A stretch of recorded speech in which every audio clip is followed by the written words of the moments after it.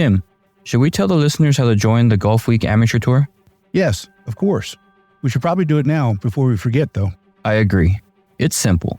All you need to do is go to amateurgolftour.net, click the Join the Tour button, and pay your local tour's membership. Thanks, Chris. Membership for 2024 is open, so register today to join the oldest, largest, and best amateur tour in the country. And remember, this podcast can be found on all the major platforms. So make sure you like, download, and share it with all your friends and family. Chris, that's a great idea. Now, on to the show. So, Chris, you ready to get this podcast started? I am. I've been excited since the moment you asked me to join. Let's get this going. So, everybody, welcome to our inaugural episode. We got a great show lined up for you today. We're going to talk about the regional at TPC Scottsdale. We've got a winner from the regional in Myrtle Beach over Labor Day weekend. Do a little talk on Stand Up to Cancer, National Championship. And Chris, you ready to go? Let's go. Let's get it started.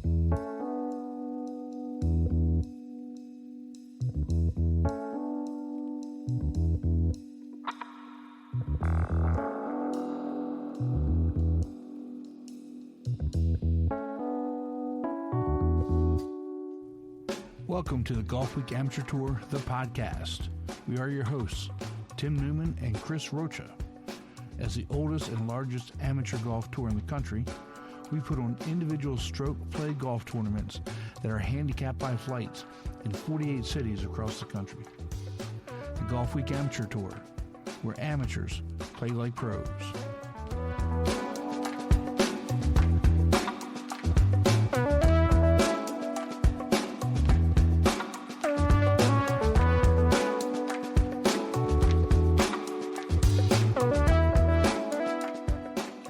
So again, welcome everybody to the Golfweek Amateur Tour, the podcast. I'm your host, Tim Newman, with my co-host, Chris Rocha.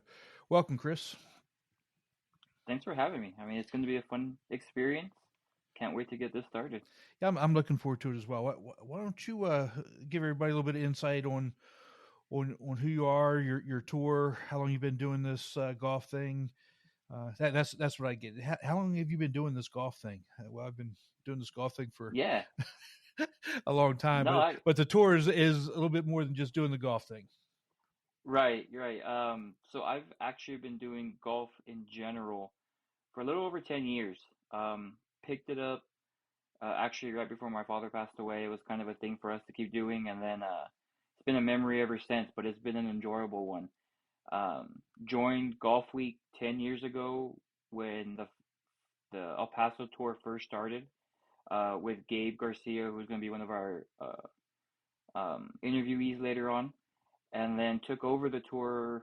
I believe this is my fourth season being director, which, like you said, is the golfing on steroids when you're the director of a tour. So it's been a lot of fun. I've enjoyed every moment of it. You get to meet so many people from around the country, and it's been a blast. How has your tour grown over the last 4 years? It's grown a lot. I've seen a lot of new members coming in. We've been consistently over 150 the last 3 years, which is awesome. It's even given us the chance to start a senior tour, which has been great as well. The golf community here in El Paso, it's a lot different than you would see anywhere else because everyone has their own little groups. There's Saturday groups or Sunday groups. So it's hard to get people away from them. But once you do, it's not just one or two people, it's the whole group that comes with them. So that's the trick about our area, because everyone's so used to just playing with their buddies. But once they see us out on the course, whether it's before them or after them, and they start asking questions, then it becomes the floodgates of 5, 6, 7, 10 people that come in at once because they're that part of that one group. So it's pretty cool. Yeah, so that's you touched on something that is really important. I've been a tour director for close to 20 years and have been tour director for a number of different cities around the country. And one of the things that I've noticed is every tour is a little bit different. They've got their own little culture, but everybody joins the tour for the same reasons, for the competition, the camaraderie, to be able to play courses that they wouldn't normally get to play, to have fun, and ultimately to take home a trophy. Right. So it doesn't really matter, what tour they're at. The culture's a little bit different, but they're all coming to play for the same reason. So you're El Paso, Las Cruces, and we talked a little bit about, a little bit ago, your guys come as far as Albuquerque. Yeah, so we're titled El Paso, Las Cruces. We're about 45 minutes apart, but our big market is El Paso and all of New Mexico. We have guys from Albuquerque that come down and play every week. We have guys from Hobbs, which is about 3 hours west or east. Ruidoso, Socorro, which is a little town up north. We have New Mexico covered, which is cool to see. And then, with us being a military town, we have guys that come in and out for the military that we see from all over the country. So we get a little bit of everything here in El Paso. That's awesome. And right now I'm running the DC Metro Tour and the Atlanta Tour, and again, we've two other real big markets that actually both of those markets have a lot of military, both active duty, retired, etc. Right. And when I first came to Atlanta, that kind of surprised me. I know Georgia has a lot of bases and military there, but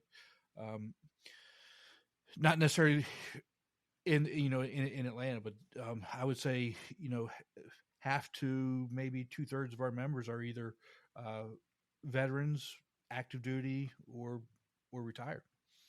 So yeah, I would agree with that. I mean, we have a good amount of guys that unfortunately had to leave this year, either retired and moved or got relocated. And it's tough because you get to know these guys so well, and they have to move on a dime. So it is nice to meet new people, but it also you make those bonds that will last, what you would hope for forever. And when you go travel and you're in their city, you have something in common that you'll be able to go do and just hang out. Yeah, golf is one of our common denominators. It's it is hard when they leave, or when you have to leave and move on to a different city or what have you. So giving up a tour that you've run for a number of years is really hard. So I stepped in to help out Dennis on a couple of tours, and just in one season, you get to know these guys and Right. ladies too. I don't want to I don't want to forget them really well. And you like you said, you become like family, and it's hard when you've got to give it up and you don't see them. You stay in contact with them with golf, and you see them at tournaments and regionals and national championships. But it's golf is that common denominator. Right. Yeah, definitely. I would completely agree with that. Yeah. So we're starting this podcast here, and what do you want our members to take away, or what would you like for us to accomplish by doing this? I mean, for me personally, being on tour for 10 years, you get to see the same guys every week, which is nice.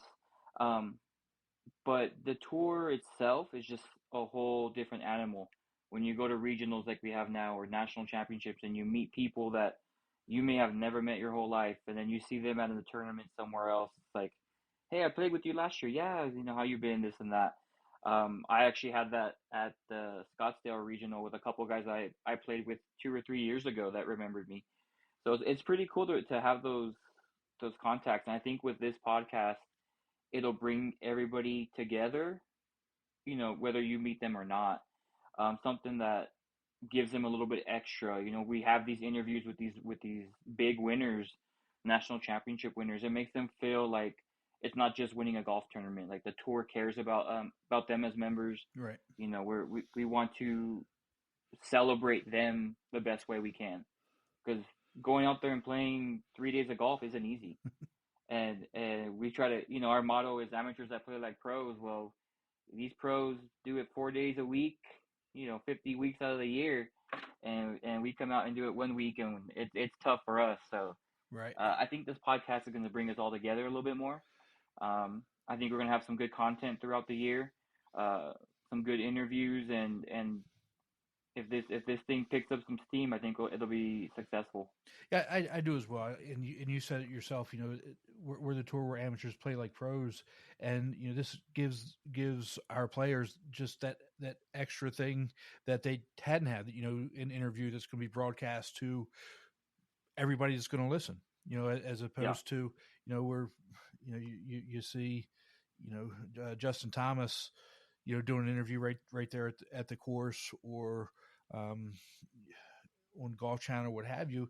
People are tuning in to watch it, and hopefully, our players and their families and across the country are gonna do the same thing.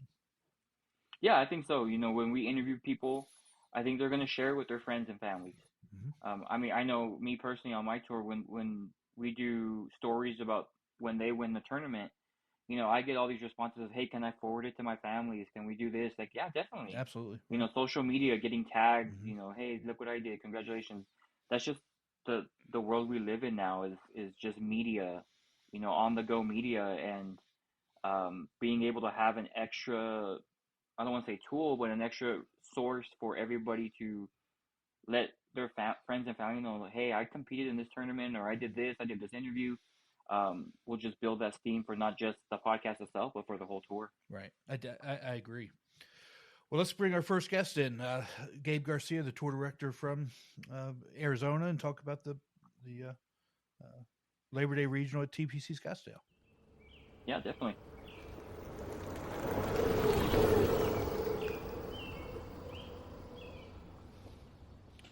All right, so let's welcome in our very first guests of the Golfweek Amateur Tour, the podcast, and he's going to be a trivia question one day. Let's welcome tour director from Arizona, Gabe Garcia. Gabe, welcome to the show. I appreciate you guys having me. Glad to be on. Good to see you guys. Good seeing you. Likewise. Hey, Gabe, so just real quick, thanks for coming on. Sure. You do host the Labor Day Regional Western Players Championship at TPC Scottsdale. Yep. How many years have we been hosting that so far? So this is the 5th year that the event has been a regional championship. It's the 3rd year that I've been the director of the tour, running it the last few years. Started with Rodney Ronnebaum, believed back in 2019 was the first year, 18 or 19. So running on 5 years now. Awesome. And it has been one of the biggest regionals that we have on tour. How many players and how many tours do we have representing this year? So for this year, and I think it's either 4 or 5 years now that we've had the highest attendance, and we're really proud of that. But that comes with the players, making the effort to come out here. We had 238 players tee it up this year. 30 host cities were represented during the event. So awesome turnout.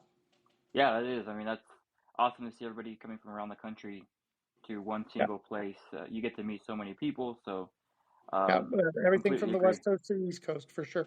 Yeah, when we have 48 tours and you have 30 represented, that's a testament to you and how well you actually run a tournament.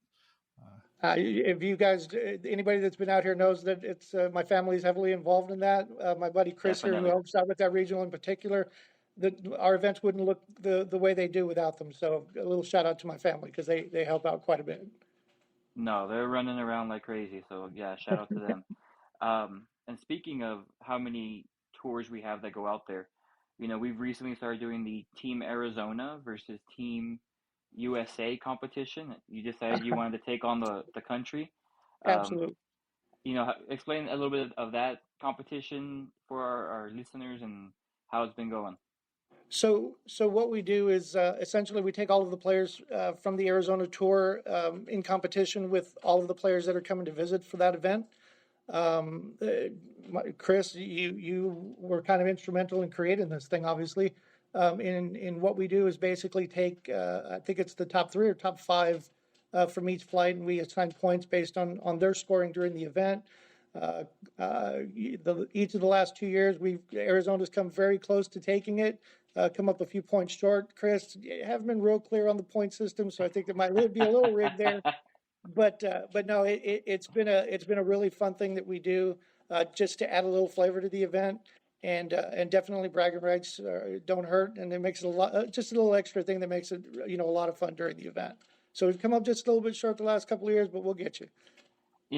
It's interesting because with me helping run that, a bunch of guys come after each day and ask where we standing, how we looking, what's the points Absolutely. from, and not just from Arizona, El Paso guys, from all over Yeah. the country, that guys that come every year to play. How we doing? How we doing? So Yeah, it's it become has a thing the last couple of years for sure. Yeah. it's become a blast. Yeah, for sure. Well, the question I have is, Chris finished second and his brother finished third. Do they both get points towards that, or are you just taking, half the points, or what? How's that work?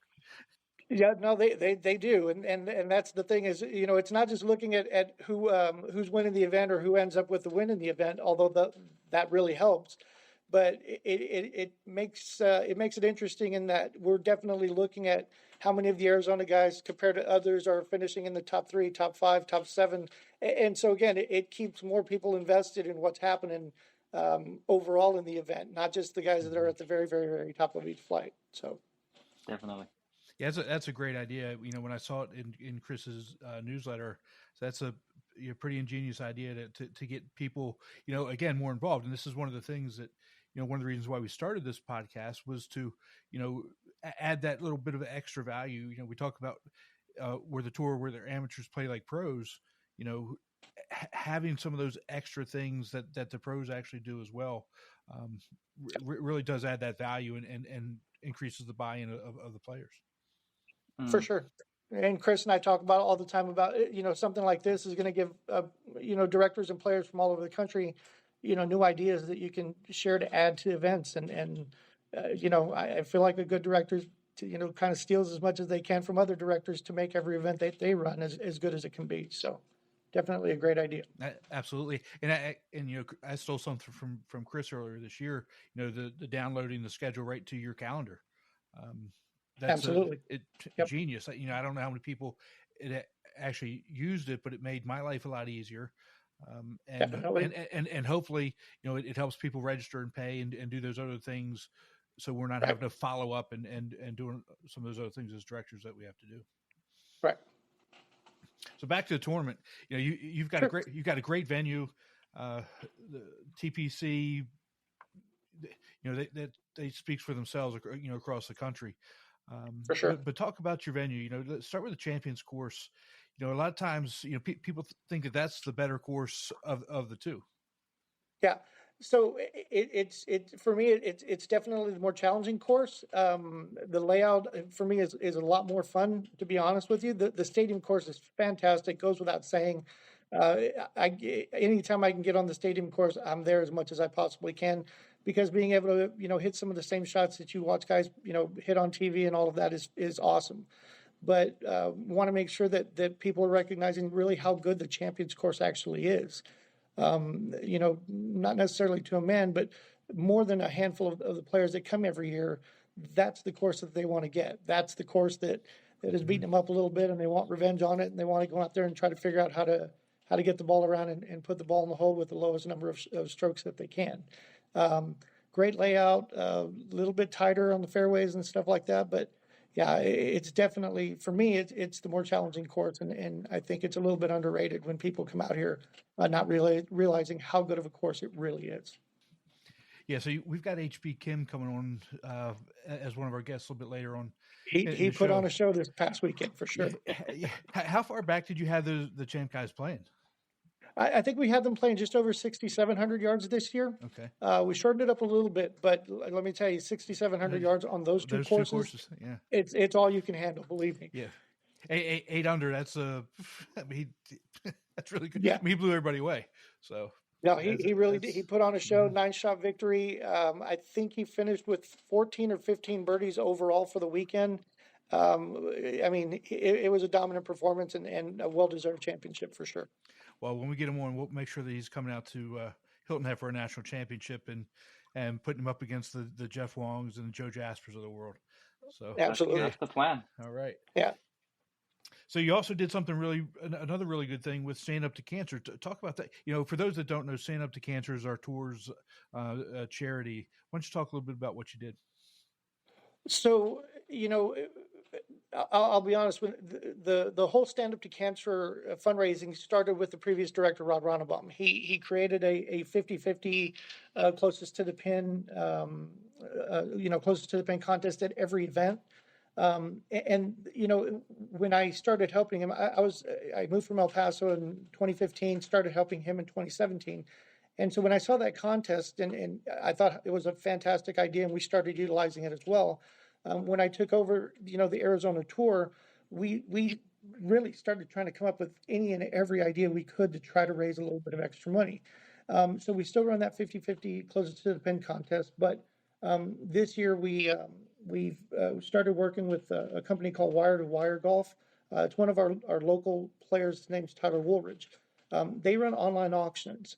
And so essentially what we do with them is they create the packages and all of that good stuff. They send us the information. And our job as directors and players is to share that information with as many people as we can. Packages were from all over the country, so we were sending it to all of our directors, asking them to share with that. And we did one earlier in the year, which was pretty successful. And we wanted to do another one during this, in the lead up to the regional event. So we've done that. We're waiting on the results on that. But between the contests that we won, the raffles that we did, which this year included free entry fees to next year's regional championship. We had a Scotty Cameron putter and a 2022 National Tour entry fee as well. With all of those, different plates going to try to help raise money for the event. After costs, we're looking at having raised close to somewhere between $2,000 and $3,000 just for this event alone. But we're trying to create other avenues and other ideas for how we can continue that. Last year, we were able to work with the Tucson Firefighters Association, whose former president was one of my original members in Tucson and passed away at the end of 2019. So we make our Stand Up to Cancer donation at the end of every year in his name. And so it really is just anything and everything we can try to do to come up with creative ways to add to those contests and raffles and things like that. That Stand Up to Cancer has become a very huge thing for us. We've got a couple of members currently dealing with cancer and trying to help them in their fight and keeping them encouraged. But yeah, we try to share as many ideas as we can with all of our directors and players, and it's something that we'll continue to do moving forward. Absolutely. Yeah, well, you guys did a great job, and like you said, there isn't anybody who doesn't know somebody who's been touched by cancer, and it's exactly. It's hard to believe that we don't have a cure yet. Yeah, when we put the word out for that, I got feedback from guys all over the country about hey man, it's awesome what you're doing. What can we do? How can we help? And the players absolutely step up, and so do the other directors that have reached out and try to help us get the word out on what we're doing. That's awesome. Let's take a quick break and hear from our sponsor, Srixon. A great iron set needs more than good looks. It's got to be fast and got to be pure. But good looks never hurt either. The all-new ZX Mark II irons from Srixon.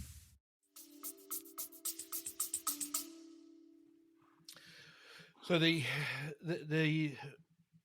players are always talking about, a number of different things, how to make things better, but they always worry about, somebody sandbagging. And yeah. I wouldn't say somebody sandbagged, but you did have to disqualify somebody. Why don't you talk about you've been on the committee, we've been on the committee together this year, and why don't you talk about that and the process of how we go about determining whether to disqualify somebody or not. Right. So we actually had two disqualifications this year. One guy in particular reached out after his first round, didn't have to reach out to us to let us know that he was concerned about a rules violation, and it ended up being one, and we took care of that. The other was had everything to do with flighting and handicapping. And, we had a situation at the 2021 regional championship that I think kind of created an opportunity for us to evaluate how we were managing those situations and figuring out how we best could handle those moving forward. So at the end of the 2021 season, we created a committee was created. You and I are both on that, where a handful of directors and the national director are able in real time to, evaluate scoring as it's happening during the events. Look at scoring history for that particular player, get slope and rating calculations together so that we know what numbers we're looking at. But at the same time, have directors have the ability to kind of reach out and make a little bit of an argument for a particular player. In that there's a lot of scoring history involved or different things like that. I think what the committee has done is it's created an opportunity for us to have a little bit more flexibility, not just being held to one single number if a guy happens to have a great weekend, which is possible. But at the same time, doing everything that we can to evaluate all aspects of the calculation that goes into whether or not a disqualification should be in order. And not just following, one simple guideline. There's a lot of different variables involved this year. And, in the couple of instances that we've had to deal with it, including the regional championship, the response overall has been pretty positive because it lets players know, unfortunately, in the midst of that situation, that we're doing what we can to protect the field at each of our events, but at the same time know that it's not just we're not just grasping at one number to make that decision. There's a lot of different variables that go in, and I think that's made a big impact on how guys view those situations as they happen. Yeah, and I think so as well. I think the players appreciate the openness that we have now. I think in the past it hasn't. They don't understand. They don't realize. And it just seems arbitrary. And I still think that most players have no idea how handicaps are calculated and in the importance of slope and rating. Right. And it's not just a score. It's not a distance. It's a combination of things. So having it being a little bit more open, I do think that they really do appreciate it. Yeah. And Chris will tell you, the situation that we had last year may not have been a disqualification had we had what we have in place this year, because there was a lot of scoring history with a player that was very familiar to those in this particular area. And so the fact that we were able to, take that situation and kind of learn from it and create something that was going to help us try to, avoid situations where, there was a little bit of second guessing or what have you. I think that's been a positive all the way around all year long. For sure. Yeah, and Chris and I have been going back and forth on this on a couple of players this year. We've had some discussions where, there's been some disagreement, and we've come to what I think is maybe at the time a good solution to be able to come back and maybe even grow upon this for next year as well. So absolutely, yeah, completely agree.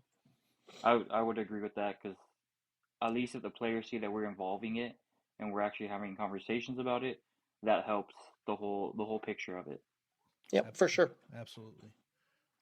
Well, Gabe, thanks so much for jumping on. Congratulations on a great event. And thank you. I guess we're going to see you in a few weeks in Hilton Head. Yeah, absolutely. For those of you that know me, we had a long road trip planned. We drive out there every year. My wife's coming with me this year. It'll be a great time. Looking forward to it. All right, take care, and we'll see you then. All right, have a good.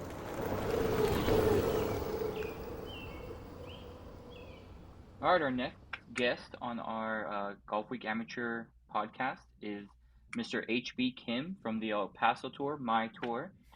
He's our champ flighter. HB, how you doing? I'm doing well. I'm glad to be here. Thank you for having me. No problem. Just real quick, this is your first year on tour. Yes. A lot of people have gotten to get to know you real quick from here, Arizona. Tell us a little bit about yourself, about your golf journey. Yes, so I started at a very young age, growing up with my father. I'm from Saipan originally. It's right by Guam, tiny little island. We were fortunate to have 5 resort courses. It was a very popular tourist destination for Asia. And so, fortunate to have those companies kind of built some really nice golf courses there. And so I learned playing through that, learned a lot from my dad. He learned a lot from reading Jack Nicklaus books. So a lot of the swing thoughts and the way that I hit it came from that, the Ben Hogan books, the Jack Nicklaus books.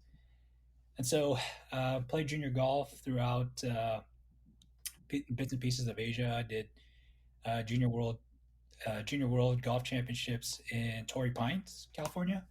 I think it was 97, 8, and 99.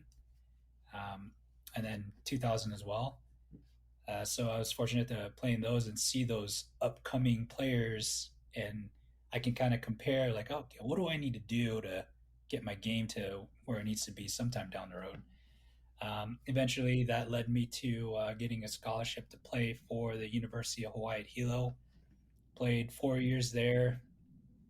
Moved on to turning pro, I think in 2005. Yes, 2005. Did a little stint of mini tours for about 4 years, and I joined the Army from there and took 10 years off, and here I am back at it again. Now you're back at it. Yeah. Well, I mean, the 10 years was not long enough, I guess. Yeah, right. Because you've had 12 rounds with us. Yeah. And you've been +2 total out of 12 rounds. Nice. And I mean, a -8 at TPC Scottsdale, winning by 9 strokes. That's not. Those 2 courses are not easy courses. Yeah. Tell us how you felt about that. It was interesting round coming into it, or at least how I felt. I actually wasn't striking the ball very well, but the putting was really on. Figure something out. Actually, it was really throughout the year. It's a culmination throughout the year. Just working and tinkering and trying to find something that'll help me be consistent on a day-to-day basis. And one of the biggest things was having a putting board. So actually, like, following a path and being consistent with that before every single round that I play, if it's a practice round or a tournament round. So coming into it, ball striking wasn't great, but it wasn't terrible. So I was obviously able to put the ball where I needed to in a general area. But once I'm around the greens, whether I miss it or not, short games also was there. I practice a lot, 30 yards to 100 yards. So I'm fortunate to have that distance still. Not as much as I used to, but it's plenty out there. Get out there, get close to the green, and get it somewhere around the hole. And I know that my chances of getting it in is pretty darn good. So that helped so much. I mean, I've seen you with that putting board, so I know the dedication you have to it. We had spoken with Gabe, and he said something like he counted 14 or 15 birdies you had within the 2 days. Yes. Which, I mean, I can have that within a season, and you had it in 2 days, which is great. But like I said, your first year on tour with us, blew everybody out of the water. But I think you also brought their competition level up. Yes. Which is nice to see, because, I mean, me being able to be the director here for 4 years, I've told you this, I think you've probably been the best champ player to come through our tour, but you've also elevated everybody else. And that's what the game of golf is about, Yes. Being able to bring people up. Anything that you want to bring up on that? I actually love that you said that, because I know the impact a player can have on a community of golfers. I've seen it before. It's happened to me. Obviously I felt comfortable at one point in my life. Then you meet somebody who's just this phenomenal player. And you just want to be like, all right, how do I get to that guy's level? How do I eventually beat him or even come near, or just give him some competition? It makes you work harder, makes you more excited. I think that's one of the things I love about the game of golf, is that somebody can bring that excitement. I get it can get boring. You're out there all the time, nothing's happening, but then you meet somebody that can just kind of spark that little fire in you, and have it passed down to somebody else. That's growing the game. That is ultimately what I wanted to do in the beginning. I wanted to meet people, and I wanted to see where I was at, and I wanted to see if I can help anybody get better. And so I think I feel like I've achieved that. And this is the fact that you're saying that, I guess I did. No, I mean, you really have. That past weekend in Arizona, you met a bunch of people, and Yes. you took a bunch of pictures. Yeah. And our president of Golfweek actually emailed me with a picture of his group Nice. with you. Yeah.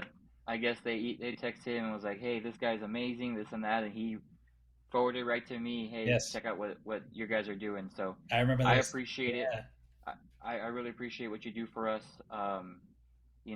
Like I said, you've been an inspiration for our members, and we keep cheering you on. And hopefully, we can see you at that national championship.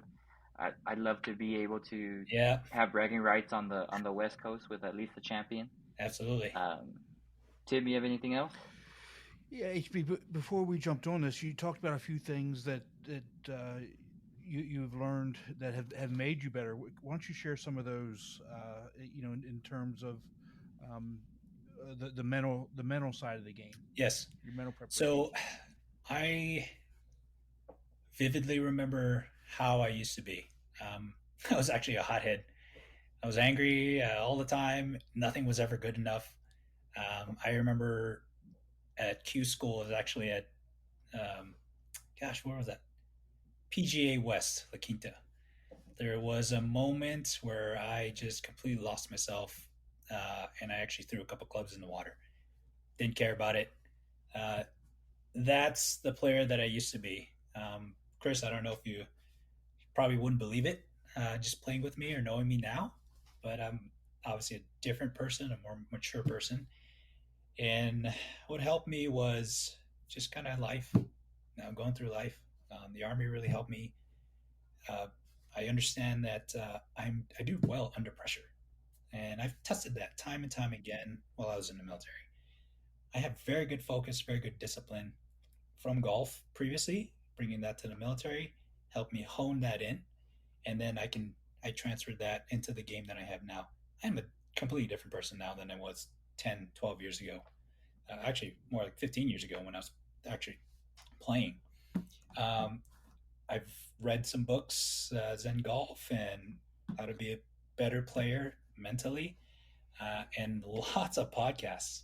There are so many podcasts that I encourage people to just listen to. Par Train, Stripe Show, See More Putting. That's a huge one that I've been listening to. That really helped me understand how do I think on the golf course? How do pros prepare for golf events? What are the swing thoughts you should be having? None, some, one. I try to minimize it to one. Just a nice little feel that I need to help me keep the ball in a small dispersion pattern. And the biggest thing was understanding that it's a game. It should be fun, and you should enjoy the company that you're with. So I think that that really helped me become a better player for one, and to really enjoy the game, because I was not enjoying the game of 10 years ago. So that was my biggest thing. I just wanted to get back into something that I did enjoy, and now I enjoy it very much, which had led me to meet so many people like yourself. Are you still in the military? No, I'm out. I got out in 2016. Went back to school, and I am a pediatrics nurse now. Oh wow, Yeah. Let's take a quick break and hear from our sponsor, Srixon. ZX Mark II drivers are for major players, major winners, major power. All new ZX Mark II drivers, only from Srixon.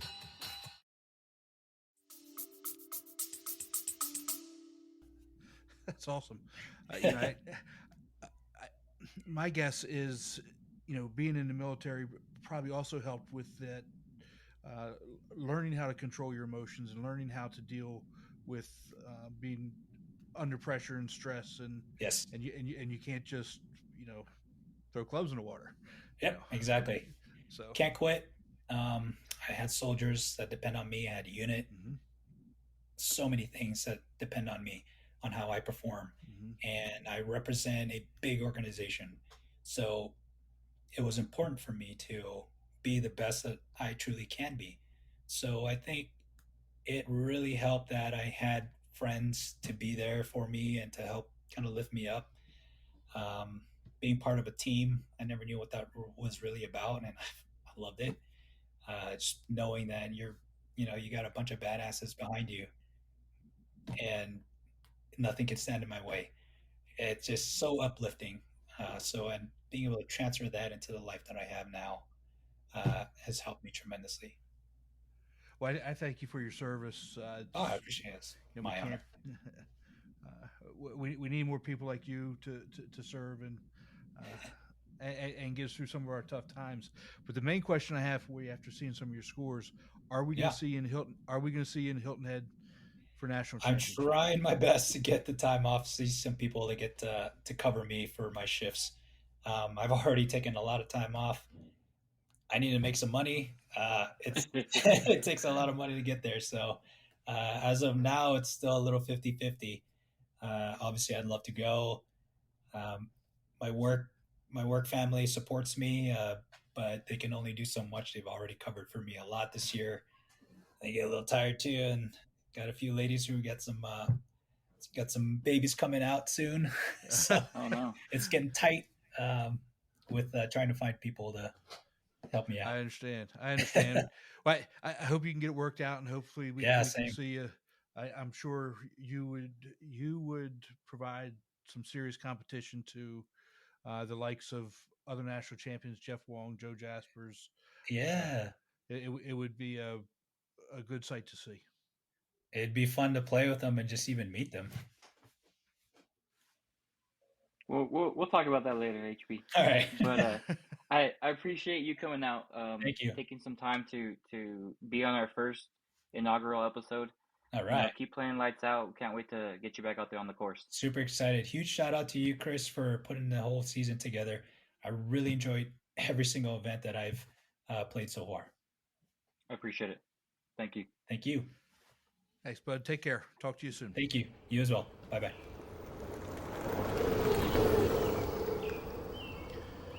From HB Kim in the Chan Flight in the TPC Major, he won by 9 strokes. Now we're going to go to Myrtle Beach in the D Flight and bring in the D Flight champion, Dan Cash, who also beat the field by 9 strokes. Dan, welcome to the show. Hey, man. Glad to be here. Thanks for inviting me. Glad to have you. Just for those who don't know Cash, we're just talking. If you don't know him, you're not playing enough events. He's played in 15 different. He's played in 15 different tours since 2018. He's played 20 rounds just this year. He played in the Western States Icebreaker this year, finished in 2nd place. Played in the Virginia Regional and finished in 3rd place 1 week before he played in the Myrtle Beach Regional and won 1st place. So he's got top 3 in all 3 majors this year. He shot 88 on Saturday and 89 on Sunday, like I said, to beat the field by 9 strokes. Why have you performed so well in the big events this year, Dan? Concentration, and also being in the D Flight, that yardage actually plays. It works well for me. I have a drive that generally goes about 190 to 220, and the way most of the tour directors set up the yardage for the D Flight players, that's just kind of in my wheelhouse. I get a little bit beyond that, and of course my numbers go up from there. But the yardages that are set for D Flight players are kind of perfect for me. By the distance I hit my woods and irons and that sort of thing. How were you putting on the greens down there? The greens were semi-fast, what I would guess to be about a 10 or 11, and I was putting pretty well on those greens. I've played a private golf course under Golfweek called Peninsula in Cornelius, North Carolina, and those roll anywhere from a 13 to a 15. I prefer fast greens. So those greens were slow compared to those. And I was told and heard by some of the other golfers in Myrtle Beach that they were fast. Well, for me, they weren't fast, but I think I putted pretty well on those. Well, I saw you got one skin on Sunday. Flight skin, $250. Yes. I don't remember what you got on Saturday, but if you're getting skin money, you're putting pretty well. Yes, I didn't get any skins on Saturday. I got one on Sunday, and it paid like I think $41. It was a flight skin, so there were 6 skins total in my pot, and they paid out $41 each. It wasn't a super skin, but I'm grateful. I don't complain about any amount of money I win. It's just all good. That's awesome, man. I mean, like you pointed out, we put the yardage out for each flight depending on the skill level of the player. So I'm glad that you're seeing that, us putting you in a certain yardage category. Yes. You can tell it helps you out. And I mean, I feel the same way when I was in C flight, certain yardage number, perfect. You go a bit longer, we're using a little bit bigger clubs. So I completely understand what you're saying with that. Thank you. Yeah, it makes a huge difference, especially for me. And I have been in a C flight, and you won't see those type of wins, or it's difficult for me to get in the top 10 because the yardages are back sometimes. Now, when they're the same tee box, and sometimes we've seen it that way where the D and the C players play the same tee boxes, I play pretty decent. But compared to some of the C players, it's still just not quite good enough on the regional yet. And that means I need to get better. And so, it's just, that's what it is. I just need to get better. Yeah, definitely. I completely understand. Going back to your regional, you played a different course this year than you have in the past at Myrtle Beach. What'd you think of the new courses? I enjoyed them thoroughly. Both of them, actually. And if I'm not mistaken, doesn't that complex actually have 3 different courses? I'm not sure. Legends, yeah. Yeah, I'm not sure about that. All right, I think it does. I think there's one called Dodges or something, and I spoke to a couple of guys while I was there, and they said last year they played Parkland, and I think this other one called Dodges. I played Parkland and Heathland, and I enjoyed both of them. Cool, that's awesome. So the big question that we have for you is going to be a doozy of a one, but okay. Are we going to be seeing Mr. Daniel Pash at Nationals this year? Well, you 100% was going to see me if I'd remained in the D flight, but I just checked, and I moved to the C flight, and man, I just canceled my hotel room today because I got moved. Oh, no. And I played in the C flight already. I played the Nationals in the C flight. I didn't fare well. I played it in the senior, and I fared well the first day. In fact, I made it to the final group. I shot I think an 84 or 86. You can check the record. I think it was last year or the year before last. No, last year I played the regular, and I was in the C flight, I think. And then the year before that, I played the senior, and I was in the C flight. But I fared well the first day, made the final group, but I didn't play well the second day. But again, that's me. I just didn't perform well the second day. But if you know that the senior tees were up closer in my wheelhouse than on the regular tour. So the regular tour C players tee box is different from the senior tour C players. So yeah. So, probably not. I'm sorry. Yeah. Killing me. I know it, man. I really wanted to go, but I got moved, man, the last minute. And I was thinking I was going to be in the D flight. That's why I reserved a room. I said, man, I'm going to go down here. I'm going to try to kill this.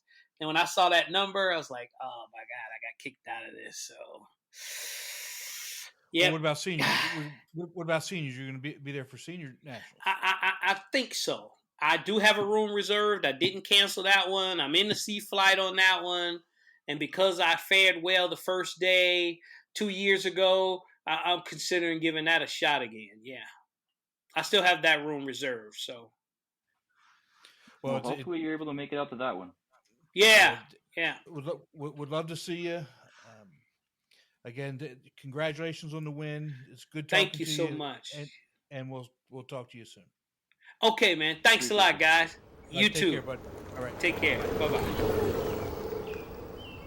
So the Golfweek Amateur Tour is headquartered in Hilton Head, South Carolina, with a team of 4 amazing people. Today we have one of those people here with us to talk about our 2022 National Championship.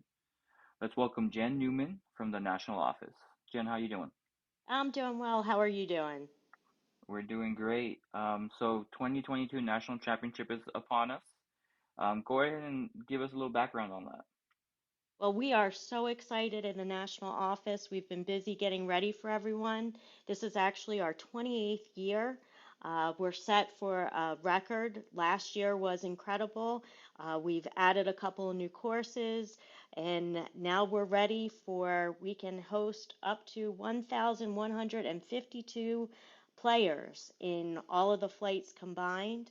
And we're really excited. We just sent out the invitations yesterday at noon to get people. Anybody who is currently qualified should have received an invitation by email to register. We've got over 330 people already processed, with all but I think one tour not represented yet. So it's all starting to come into place, and we're so excited. That's crazy. All those people out there, if they take family and friends, it sounds like we're gonna take over that island and be the best weekend of their year, probably. So you did mention about qualifying for the national championship. For those listeners who don't know about our tour, maybe this is a way for them to catch their eye. How do you qualify for the national championship? That's a great question. So, all season long, players are participating in events, whether it's in their local tour. We've got 48 cities across the country that have the tours, and each tournament that they play in, they get points. So, what we did is we looked at the point standings for each of the local tours, and depending upon the size of each flight for each local tour, determines how many players are eligible. We're looking to bring the top players in each tour to get invitations. So the more tournaments you play in, or the better you do in the tournament, it's all based on how you finish in each tour. What then happens is we go through and we take either the top 5, the top 10, the top 15, or top 20 based on the size of the tour. And you need to have completed a minimum of 5 rounds, 5 tournament rounds on the tour in order to qualify. We also, if you were one of the people who won a regional tournament, we have 12 regional tournaments at premier locations across the country during the 2022 season, and the flight winners for each of those events are automatically invited. They still have to meet that 5 round qualification, but they do not have to be top in their flight if they've won that regional event. Okay, cool. And then let's, perfect world, everyone gets to go, but if they can't, how are we going to fill those spots if there are any left?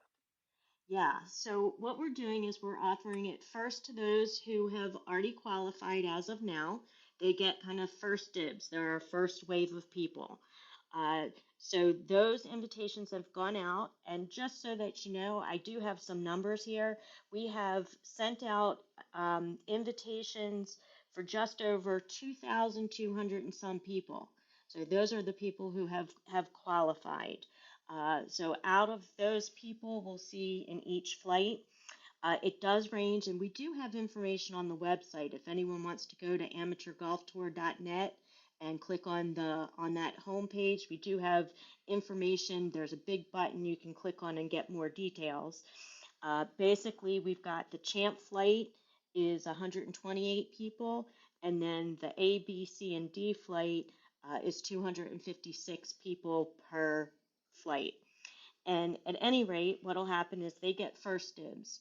The season's still going. So if you haven't already gotten, if you are a member and you have not already gotten your invitation, it's not too late. We still have events going on, especially most of our tours have 2-day finals coming up, which means it's worth double points, and they've got a chance to move up in the standings. So what we're going to do is after each weekend's events, we'll post all of the scores and we'll look at the standings, and anybody who is newly qualified, let's say it's somebody who was in the top of their flight, but they only had 4 rounds and now they've got 5, they'll be able to register. And if it's somebody who moved into the points, into the top, they'll be able to register. So what'll happen is probably by Thursday of the following week, those invitations will go out. So that'll give anybody else who's qualified the chance to get in. As of September 28th, at that point, if we still have openings, if we are not sold out in any particular flight, then we will open it up to people who are outside that qualification range. So that way it gives people who may have just missed it, or somebody who's, this is their dream, they want to come and play like the pros and get in there and experience what it's all about, they'll have that chance to do so. And then finally, October 1st, we're going to close all registration, no matter where we stand.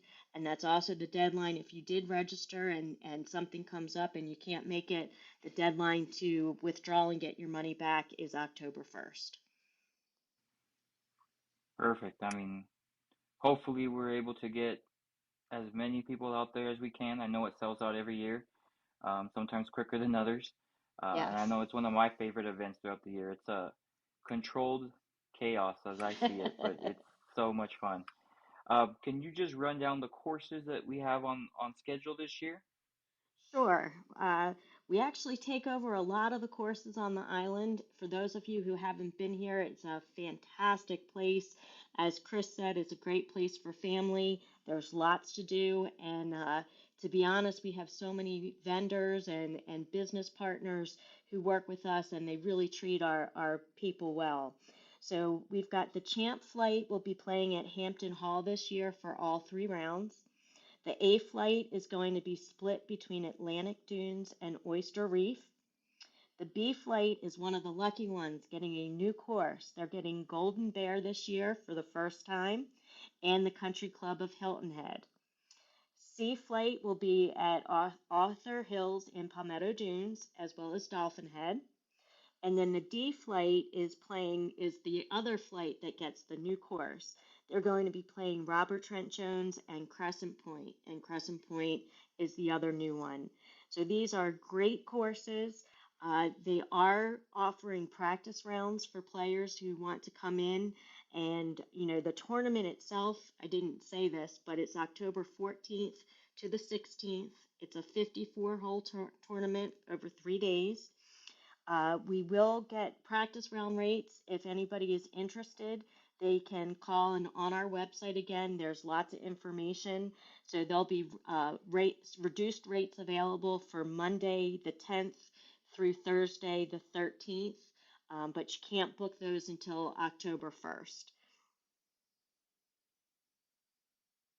What should players do if they have questions? Well, there are 2 things, well, really 3 things that I would recommend. The first would be to go to that website, amateurgolftour.net, and on that home page, click on more information.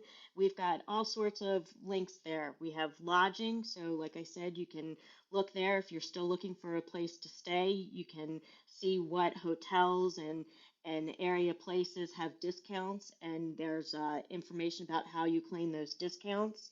We've got information about the courses. There's a facts page, so that way it answers a lot of the questions that you're going to have. We've already put those answers up there for you. So that would be your first round to go to and do that. The second thing that you could do is reach out to your local tour director. We've got, I know I'm a little biased, but we do have the best tour directors out there. So each local tour director can direct you, answer questions, and assist you. A lot of the tour directors will also have some special events planned for their members while they're here, so you can go there. And the third thing is you can always reach out to the national office. And our email is support@amateurgolftour.net. That information's on the website too. You can, email us, ask a question. More than likely, I'll be the one who gets back to you. I'm more than happy to answer whatever questions you might have. It's great information, and as far as I'm concerned, it's the best week of the year to have the island filled up with families. We talk about it all the time, how people join the tour and come to national championship as their family vacation every year. So it's always good to have the island filled up with families and playing golf. It is. It's such a great place. I'm perfect example. We started coming down here years ago for the national championship and then started to vacation here. And now we're using this as, home base for operations when we can. Um, I'd also like to say that, it's really just a great time. It's not just the individual stroke play event that we have going on. We have a couple of tournaments within tournaments, so to speak. I don't know how many people know this, but we have a team cup. So every tour, all 48 of our tours have the opportunity, if they have at least 2 members from each flight, they're automatically put into the team cup where everybody's competing and we take the lowest scores, put them together, and day by day total them up to see who wins. You can see pictures from previous years on the website of who won. Last year's defending champion for the team cup is Hilton Head. We also do a 2-man challenge throughout, which again is another opportunity. You can pick a partner within your flight. Doesn't even have to be from the same tour. So people have come from all over, played with each other at different regional events, traveled to other local tours, and have that chance to play with others. They can put their names together, and it's like a virtual tournament, and then we'll award prizes at the end. So again, and of course, can't forget that there's always the skins game that's optional for each of the 3 rounds. So you can get in the daily skins game, and we do have the special skins game that takes place on the day before the tournament on October 13th. We'll be doing that at Dolphin Head. So that's $110 to get in. And if we have a full field of 128 players, we've got a guaranteed pot of $3,200 there for the skins game. So again, I just encourage everyone to go back to that website, take a look at it, talk to players who have been around, talk to your tour director, and if you qualify, you can't beat this experience, and it's really honestly a bargain. $550 gets you the 3 rounds of golf, lunch each day, practice balls, everything you could ask for, not to mention a great tea gift this year. Well, Jen, thanks so much for all the information. I know our players really appreciate it. We're about a month out from the national championship tournament. Hopefully, we can get you back on and update us with numbers and registration details, and maybe some more details of some of the other extracurricular activities going on. That sounds great. And we will start posting all of the players so that you can see them within the next day or two once we get caught up with processing everybody who's already registered. And I'd love to come back anytime. And again, players, just reach out with any questions you have. And we all can't wait to see you in October. Thank you. Thanks, Jen. Take care. Bye.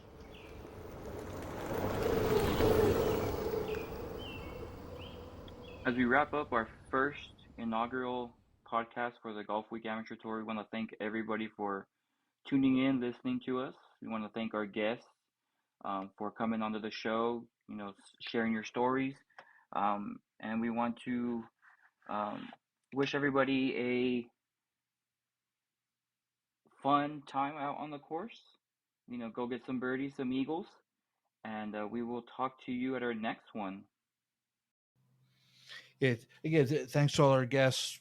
There's 2 weeks left in the season. Please make sure you're registering and playing in the final events. If you're qualified for national championship, register as soon as you can, and we'll talk to everybody on the 21st. Take care. Bye, everybody.